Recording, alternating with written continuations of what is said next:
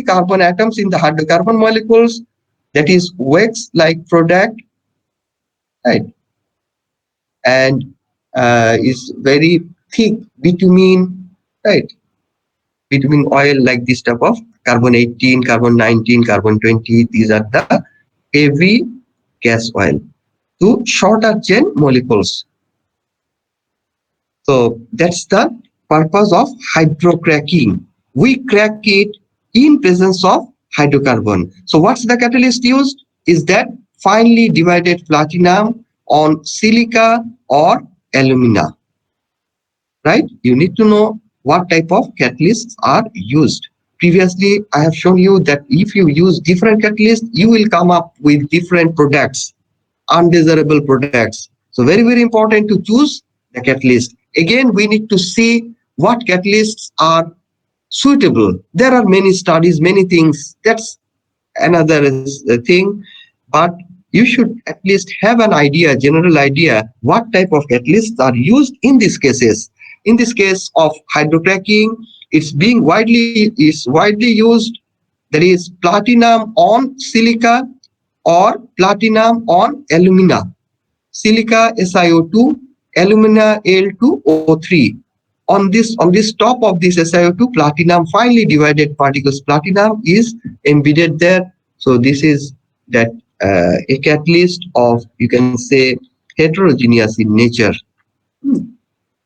That is your two phases, not homogeneously mixed, but not as a particular component. If it were platinum alone, it could be very nice.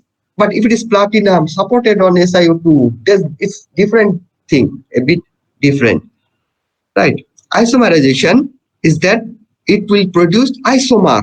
Isomer is that branch chain hydrocarbon, right?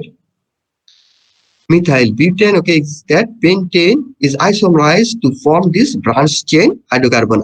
So what it gives us the benefit? The benefit is that as a fuel, if you used to use just in the fuel range, that means your gasoline boiling range hydrocarbons, well, it can be used there because this is branch chain hydrocarbon. We can burn this one very efficient way without having engine knocking performance. Ah, okay, the process is particularly useful in enhancing the octane rating of petrol as uh, branch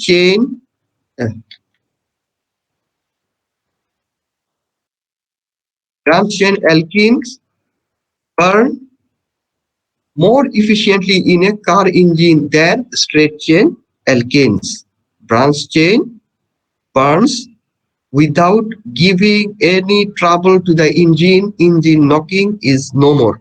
So an important example is that isomerization of butane, uh, liquefied petroleum gases LPG, to 2-methyl propane isobutane.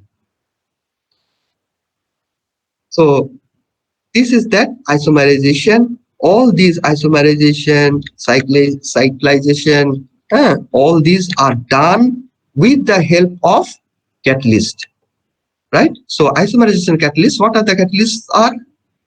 There are three types of isomerization catalysts being used in the industry, but platinum chlorinated alumina is widely used for the isomerization process of light naphtha. Light naphtha is that a hydrocarbon range from carbon 5 to carbon, you can say 19. Well, this is that naphtha.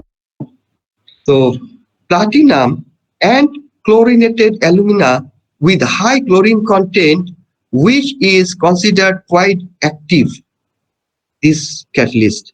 So thus, this is a dual function catalyst consists of highly chlorinated alumina, 8 to 15% of chlorine, which is responsible for the acidic function of the catalyst.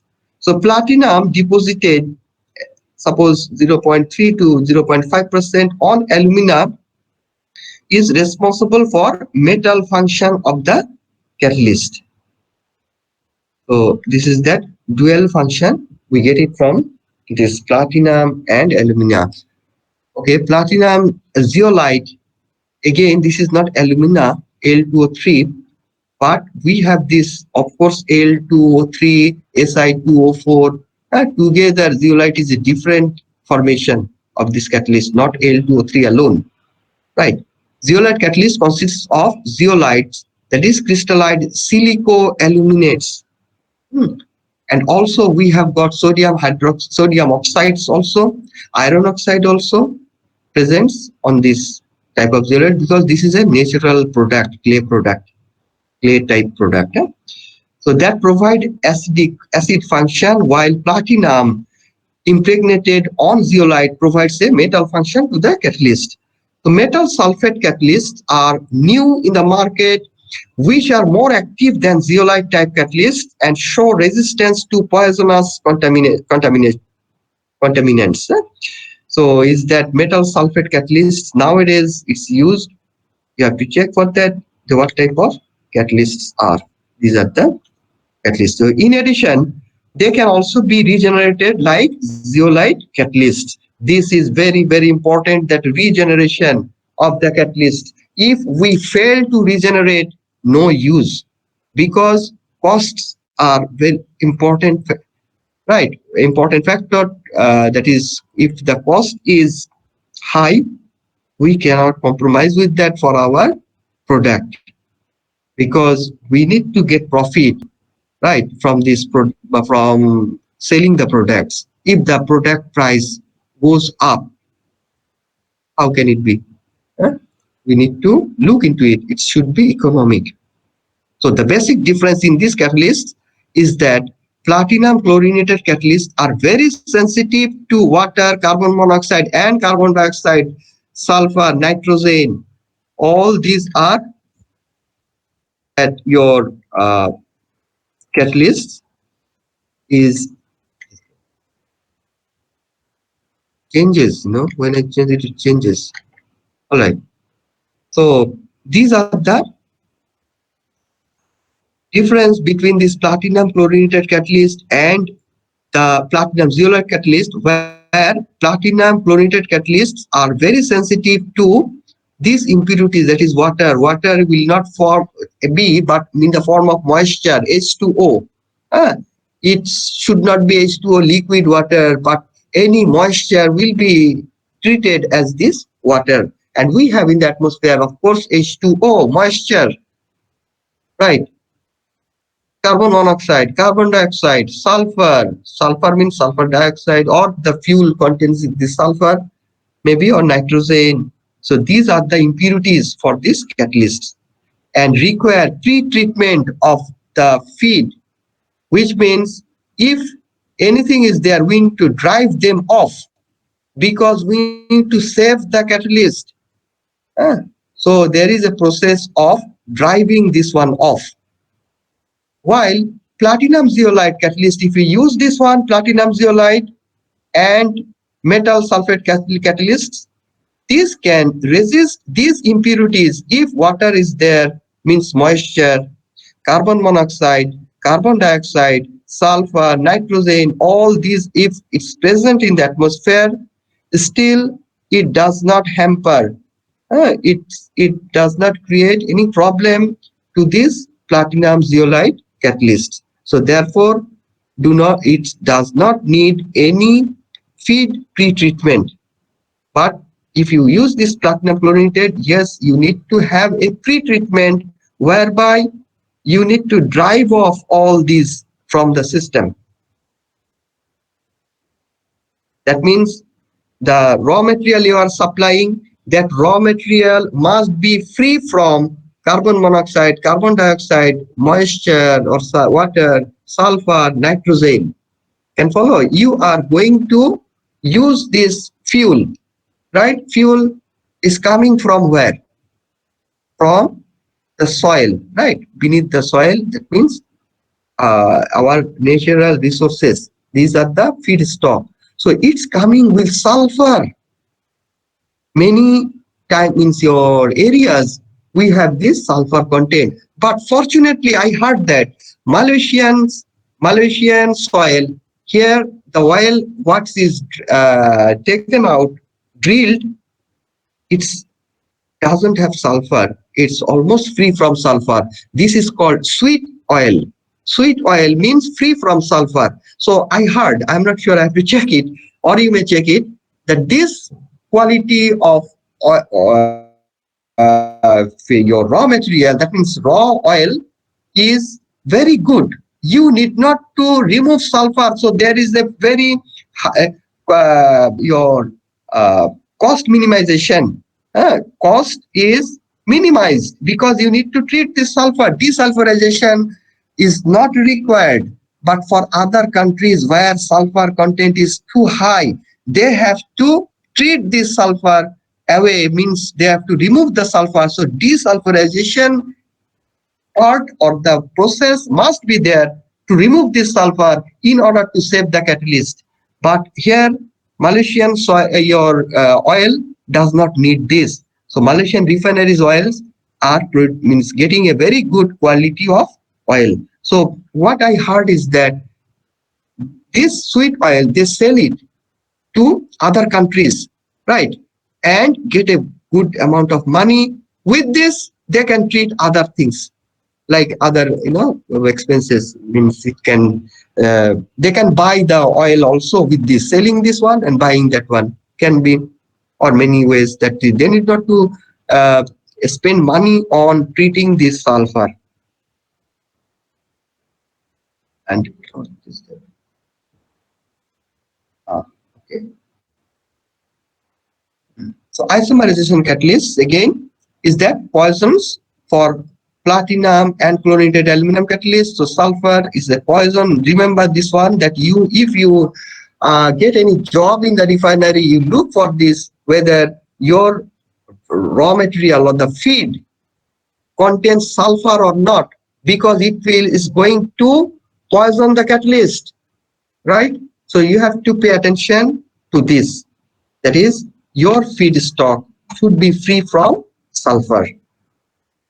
And also this carbon monoxide, carbon dioxide, if you are using this type of platinum chlorinated aluminum catalyst. However, if you use zeolite catalyst, platinum zeolite, fine, no problem.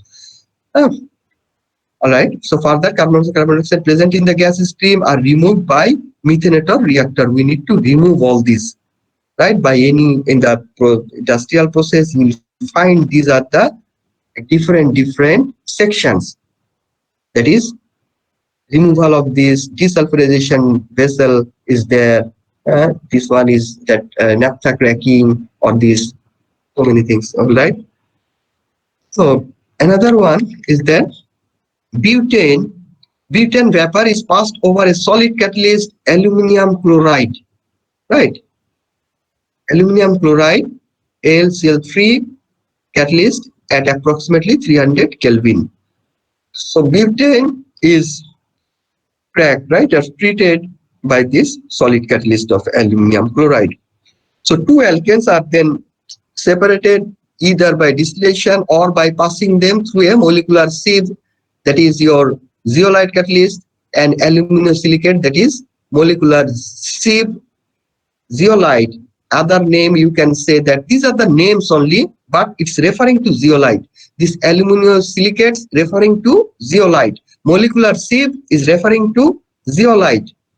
So the branch chain alkane is trapped and straight chain passes through and is recirculated into the reactor. So the branch chain alkane, we take it out, trapped, and a straight chain we pass through and recirculated, make it any other cyclic compounds or branch chain hydrocarbon. So that the 2-methyl propane is subsequently released and used to make a branch chain alkane 2,2-trimethyl pentane. This is called isooctane, and this is used for gasoline, or other name is petrol, right? So 2,2-trimethyl pentane is the main component of gasoline or petrol, isooctane. If you count, it will find that 8 octane your carbon. 2,2-trimethyl, methyl group, 1, 2, 3, trimethyl pentane, 5, 6, 7, 8. So 8 number of hydrocarbon. It means carbon, right? So is that isooctane.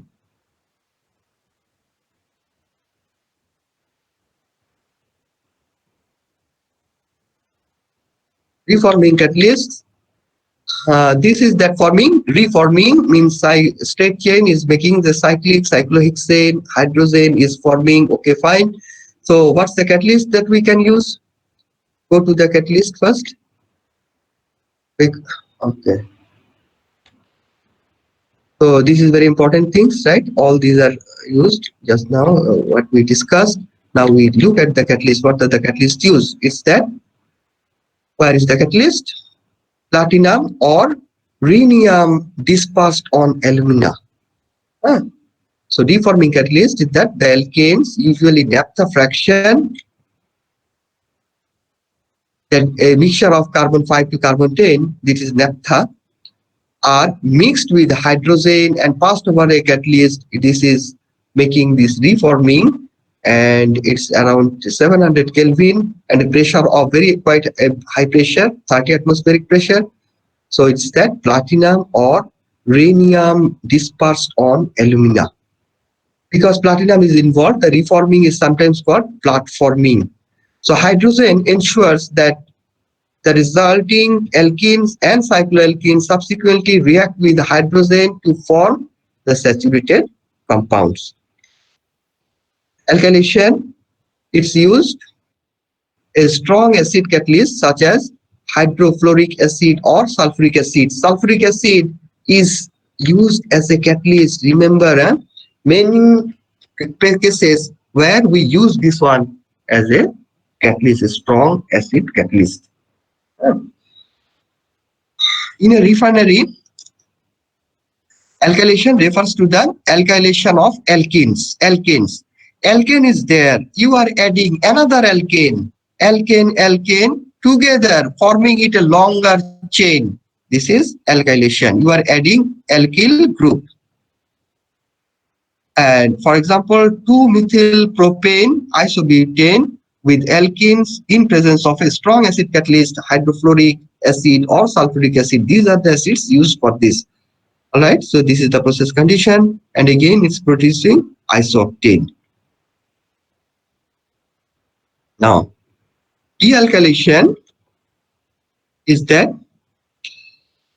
the opposite of alkylation means dealkylation occurs when the methyl benzene is heated with hydrogen over a catalyst. So dealkylation of methyl benzene produces benzene, a more valuable product in chemical industry. Benzene is widely used, right? Very important chemical. So methyl benzene, toluene, isopropyl benzene. Toluene is that methyl benzene, toluene, yes, the other name. So vapor and hydrogen are passed over a catalyst of chromium, platinum, or molybdenum supported on silica or aluminum oxide. So Al2O3, alumina, other name is that aluminum oxide, same thing, alumina or aluminium oxide, silica or silicon dioxide, SiO2, right? SiO2, Al2O3, these are the supported, these are means the materials that we use it for this catalyst to support on this. Means catalyst of chromium, platinum, molybdenum supported on this silica or alumina at 820 to 900 Kelvin at 440 to 60 atmospheric pressure. So you just have a knowledge on that. That is what are the catalysts used in, what are the processes. Here is another process, disproportionation. That means is said to occur when a reactant is transformed into two or more dissimilar products. So for example, methyl benzene is converted into by disproportionation reaction to more valuable products in chemical industry. There is benzene and other dimethyl benzenes. are forming together, right? So it's a mixture of dimethyl benzenes. Can be this, can be this, can be this. Hmm? So what's the catalyst that we used? See that any catalyst? Uh, Ziegler-Natta and metallocene catalysts are used. Okay, we have polymerization on this your petrochemicals. We use many polymeric products from these petrochemicals. Previously I discussed, that is ethene, polyethylene, propene, polypropene.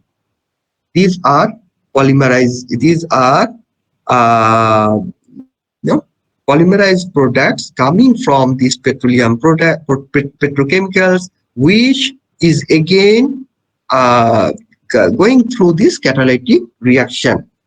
So the polymerization is occurring at a high pressure. Temperature is up to 300 degrees centigrade, but over the years the energy input has been reduced by using the catalytic systems, that is Ziegler-Natta, Ziegler-Natta, NATT, or Ziegler-Natta catalyst and metallocene catalyst. These are the catalysts used for this polymerization. Okay, so we see that what is Ziegler-Natta catalyst is that is named by the two scientists, Ziegler, Carl Ziegler and Giulio Natta. They made this catalyst. So after their names, this catalyst is named. So in the synthesis of polymers of one alkenes, it's used. So the two broad catalytic classes of Ziegler-Natta catalysts are, one is that heterogeneous supported catalyst, another one is homogeneous supported catalyst. So heterogeneous supported catalysts are based on titanium compounds. These are based on this, used for this polymerization reaction in combination with co-catalysts like your organoaluminium compounds such as trimethyl aluminum. I have to change this one, C2H5, C3, all this. Okay, this class of catalyst dominates the industry. Another one is that homogeneous catalyst, usually based on the complexes of the four metals, titanium, zirconium, or hafnium. Titanium is widely used. So they are usually used in combination with different organoaluminium co-catalyst, right? So methyl aluminoxane, this is that co-catalyst is used together. So these catalysts traditionally contain metallocenes, but also feature multidentate oxygen and nitrogen based ligands. So Ziegler-Natta catalysts are used to polymerize terminal alkenes like your ethylene or alkenes with vinyl double bond. So Ziegler-Natta catalyst is widely used, in fact, in the industries. And this is metallocene catalyst. That is, they consist of minute particles of positively charged metal ions sandwiched between two cyclopentadienyl anions. Two cyclopentadienyl anions are holding this one, the your positively charged metal ions. So one-sided, that means the catalyst surface is in one side. So they are also known as single side catalysts because they have only one active side per catalyst particles, so which are all identical. However, this is also used in the industry. All right, with this, I thank you. Thank you very much. Any question, please?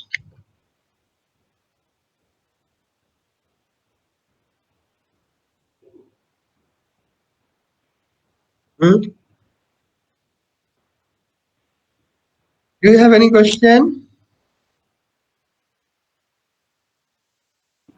For me, no. From me, no question. Okay. All right. All right. Please go through it. Those who came late, please write your name. Just yes will be okay. That means I can understand that you are present, right? Just yes, yes. That means you are present. Your name is there, right? Those who came late. All right. All right. So if you have any question, please ask me now or later. You can